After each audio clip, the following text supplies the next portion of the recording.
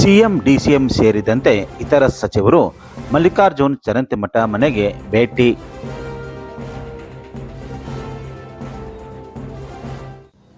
ತೀವ್ರ ಕುತೂಹಲ ಮೂಡಿಸಿದ ರಾಜಕೀಯ.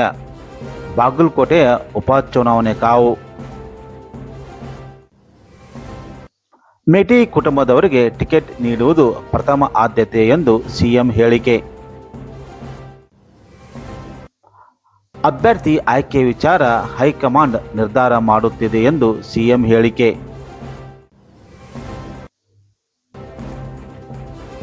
ಮಲ್ಲಿಕಾರ್ಜುನ್ ಚರಂತಿಮಠ ಮನೆಗೆ ಸಿಎಂ ಡಿಸಿಎಂ ಭೇಟಿ ಆಗಿರುವ ಹಿನ್ನೆಲೆ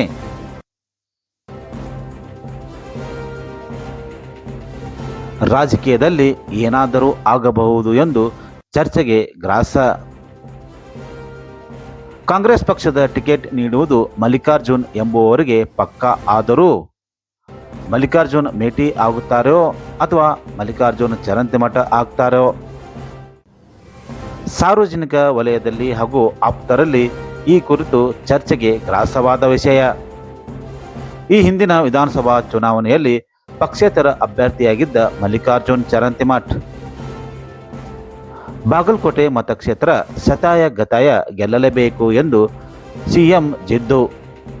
ಮೇಟಿ ಅವರ ಕುಟುಂಬದಲ್ಲಿ ಟಿಕೆಟ್ ಕೈ ತಪ್ಪಿದಲ್ಲಿ ಮಲ್ಲಿಕಾರ್ಜುನ್ ಚರಂತಿಮಠ ಅವರಿಗೆ ಟಿಕೆಟ್ ಸಿಗುವುದು ಪಕ್ಕಾನಾ? ಉಪಚುನಾವಣೆಗೆ ಇಲ್ಲವಾದರೂ ಮುಂದಿನ ವಿಧಾನಸಭೆಗೆ ತಯಾರಿನಾ? ಸಿಎಂ ಭೇಟಿ ಹಿನ್ನೆಲೆ ಸಾರ್ವಜನಿಕ ವಲಯದಲ್ಲಿ ಇಂಥ ವಿಷಯಗಳು ಚರ್ಚೆಗೆ ಗ್ರಾಸವಾಗುತ್ತಿವೆ.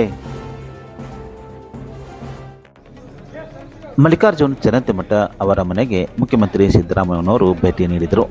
ಈ ಸಂದರ್ಭದಲ್ಲಿ ಡಿಸಿಎಂ ಡಿಕೆ ಶಿವಕುಮಾರ್ ಸೇರಿದಂತೆ ಲೋಕೋಪಯೋಗಿ ಸಚಿವರಾಗಿರುವಂಥ ಸತೀಶ್ ಜಾರಕಿಹೊಳಿ, ಜಿಲ್ಲಾ ಉಸ್ತುವಾರಿ ಸಚಿವರಾಗಿರುವಂಥ ಆರ್.ವಿ. ತಿಮ್ಮಾಪುರ್ ಹಾಗೂ ಹುನಗುಂದ ಮತಕ್ಷೇತ್ರದ ಶಾಸಕರಾದ ವಿಜಯಾನಂದ ಕಾಶ್ಯಪ್ನವರು, ಬೆಳಗಿ ಮತಕ್ಷೇತ್ರದ ಶಾಸಕರಾಗಿರುವಂಥ ಜೆ.ಟಿ. ಪಾಟೀಲ್ ಸೇರಿದಂತೆ ಇತರ ಗಣ್ಯಮಾನ್ಯರು ಮುಖಂಡರು ಭಾಗವಹಿಸಿದ್ದರು.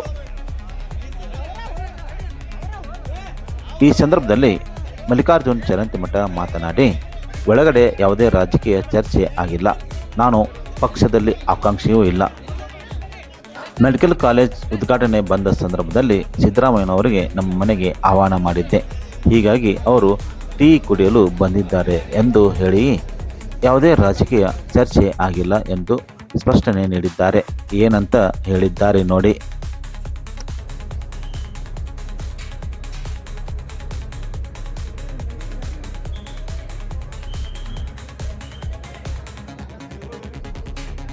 ಮೆಡಿಕಲ್ ಕಾಲೇಜ್ ಓಪನಿಂಗ್ಗೋಸ್ಕರ ಬಾಗಲಕೋಟೆ ಬಂದಿದ್ರು ಅವರು.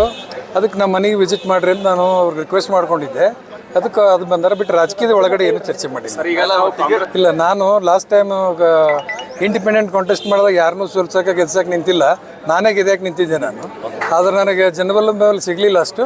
ಅದಕ್ಕೆ ನಾನು ಮುಂದೆ ಲೋಕಸಭಾ ಚುನಾವಣೆಯಲ್ಲಿ ನಮ್ಮ ಇವರು ಸಂಯುಕ್ತ ಪಾಟೀಲ್ ಅವರು ಕಾಂಟೆಸ್ಟ್ ಮಾಡಿದ್ರಿಂದ ನಾನು ಆ ಟೈಮ್ನಲ್ಲಿ ಕಾಂಗ್ರೆಸ್ ಸೇರಿದ್ದೆ. ಈಗ ನಾ ಕಾಂಗ್ರೆಸ್ ಕೆಲಸ ಮಾಡ್ತಾ ಇದ್ದೆ. ಇಲ್ಲ ಆಕಾಂಕ್ಷಿ ಅಂತ. ಸಿದ್ದರಾಮಯ್ಯನವರು ಹಾಗೂ ಡಿ ಕೆ ಶಿವಕುಮಾರ್ ಅವರು ಯಾರಿಗೆ ಟಿಕೆಟ್ ಕೊಡ್ತಾರೆ ಅದೇ ಫೈನಲ್ಲು. ಅದು ಎಲ್ಲರೂ ಅಕ್ಸೆಪ್ಟ್ ಮಾಡ್ಕೊತೀವಿ. ನಾನು ಕೇಳಿಲ್ಲ ಸರ್. ಈಗ ನಿಮ್ಮ ಮುಂದಿನ ನಡೆ ಏನು? ನಮ್ಮ ಮುಂದಿನ ನಡೆ ಇಲ್ಲೇ ಕಾಂಗ್ರೆಸ್ನಾಗ ಕೆಲಸ ಮಾಡೋದು. ಯಾರು ಸನ್ಮಾನ ಮುಖ್ಯಮಂತ್ರಿಗಳು ಶಿವಕುಮಾರ್ ಸಾಹೇಬರು ಯಾರಿಗೆ ಟಿಕೆಟ್ ಕೊಡ್ತಾರೆ ಅವ್ರ ಪರ ಕೆಲಸ. ಮತ್ತೆ ಈಗ ಸರ್ ಬಿಜೆಪಿಯಿಂದ ಆಹ್ವಾನ ಬಂದರೆ ಆ ಕಡೆ ಅದನ್ನ ವಿಚಾರ ಮಾಡೋಣ, ಆಮೇಲೆ ಇನ್ನೊಂದ್ಸಲ ಮಾತಾಡೋಣ.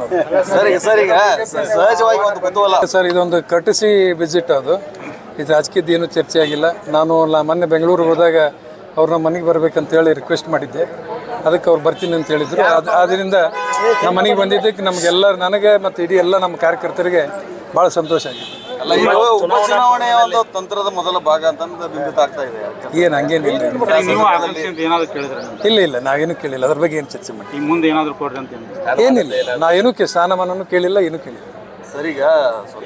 ಇಲ್ಲ, ನಾನು ಟಿಕೆಟ್ ಕೇಳಿಲ್ಲ ಈ ಸಲ. ಯಾಕಂದರೆ ಉಲ್ಲಪ್ಪ ಮೇಟಿ ಅವ್ರು ತೀರ್ಕೊಂಡ ಮೇಲೆ ಹೆಚ್ಚಾನಂಚು ಎಲ್ಲರೂ ಅಭಿಪ್ರಾಯ ಅವ್ರ ಮನೆಯಲ್ಲೇ ಕೊಡಬೇಕನ್ನೋದಿದೆ. ಆಮೇಲೆ ಹೈಕಮಾಂಡ್ ಒಪಿನಿಯನ್ ಅದೇ ಆಗಿದೆ ಅಂತ ನಾನು ಅಂದ್ಕೊಂಡಿದ್ದೀನಿ. ಆಮೇಲೆ ಅವ್ರು ಯಾರಿಗೆ ಟಿಕೆಟ್ ಕೊಡ್ತಾರೆ ಆ ಪ್ರಕಾರ ನಾವು ನಿಮ್ಮ ಒಳಗಡೆ ಸರ್ ಸಹಜವಾಗಿ ಏನು ಮಾತಿಲ್ಲ ಅಂದ್ರೆ ಸಣ್ಣ ಪುಟ್ಟ ಏನಾದ್ರು ಮಾತುಕತೆ ಆಗಿರ್ತಾವೆ. ಇಲ್ಲ ಏನಾಗಿದೆ ಬರೀ ಅವ್ರು ಟೀ ಕುಡಿಯಕ್ಕೆ ಬಂದಿದ್ರು ಅಷ್ಟೇ, ಏನು ಕೆಲಸ. ಬರೇ ಕುಶಲೋಪರಿ ಅಷ್ಟೇ. ಹೌದು, ಆಫ್ ದ ರೆಕಾರ್ಡ್ ಏನಾಗಿದ್ರು ಏನು ಆಫ್ ದಿ ರೆಕಾರ್ಡ್ ಇಲ್ಲ, ಆನ್ ರೆಕಾರ್ಡು ಏನಿಲ್ಲ, ಏನಿಲ್ಲ. ಧನ್ಯವಾದಗಳು.